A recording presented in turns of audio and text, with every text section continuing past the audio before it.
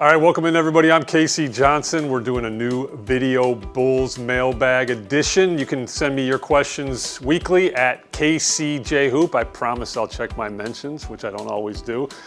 And this first week, we're gonna start with 3. The first one comes from at DJ Hill.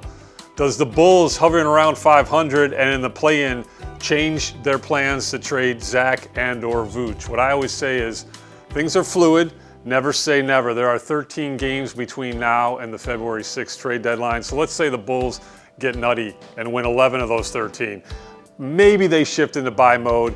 I emphasize the word maybe. Everything I am hearing around the league remains that the Bulls are going to be sellers at the trade deadline. Here's one thing I know for sure. This franchise is tired of being stuck in the middle, and that's exactly where they are at this stage of the season. Good enough to be in that play-in picture, not bad enough to keep their first-round draft pick. They understand how deep this first-round pick is in 2025. They'd like to keep it.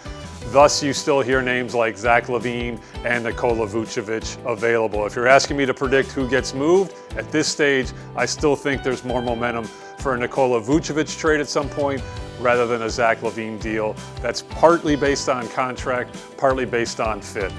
Next question. We're going to go to at Senpei Frights. I apologize if I mispronounced that last name. Thank you for your question. Is there any plan for modest Buzelis development? Yes, there's a plan. And you may not agree with it, but I'm on board with it, and so is the coaching staff and the entire organization. There are some people who believe that modest Buzelis should be thrown out there regardless of how he's playing. I am not one of those people, and I date this back to Coach Scott Skiles way back in the day telling me Eddie Curry does not deserve entitlement minutes. I believe that a thing called entitlement minutes is a bad thing for not only the organization, but more importantly for the player. So modest Buzelis, he can develop in ways that are not always playing in games. He can develop off the court with player development coach workouts. He can develop off the court when learning sleep habits. He can develop off the court in terms of eating habits. There's a lot for rookies to process in the NBA, much less one who is 20 years old. So I know there are some people that want to see more modest Buzelis. Here's a way to see more modest Buzelis. Play better. And I think he will eventually, but right now he's going through a rough patch, and Billy Donovan and the coaching staff are keeping him accountable, and I wholeheartedly agree with how they're approaching this situation. Last question for this first edition comes from at LDMDK456. I'm told that's a Taylor Swift avatar, so shout out to Taylor Swift. Are we ever going to have a Kirk Hinrich night?